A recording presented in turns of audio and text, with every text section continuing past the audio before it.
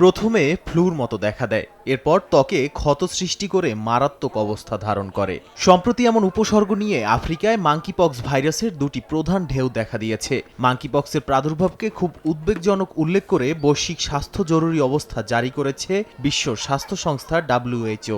British সংবাদ মাধ্যম বিবিসির তথ্যমতে মাঙ্কিপক্স বর্তমানে মধ্য এবং পূর্ব আফ্রিকার বিভিন্ন অংশে ছড়িয়ে পড়েছে। এই রোগের একটি নতুন রূপ দ্রুত ছড়িয়ে পড়ছে এবং উচ্চ মৃত্যুর হার নিয়ে উদ্বিগ্ন বিজ্ঞানীরা। WHO প্রধান বলেন, আফ্রিকা ও তার বাইরে আরও ছড়িয়ে পড়ার সম্ভাবনা খুব উদ্বেগজনক। এটি একটি সংক্রামক রোগ। এ রোগে আক্রান্ত ব্যক্তির সংস্পর্শে এলে এমনকি শ্বাস প্রশ্বাস থেকেও অন্য কেউ এতে সংক্রমিত হতে পারে। সংক্রামক এ রোগের একটি ধরন হল ক্লেড আই।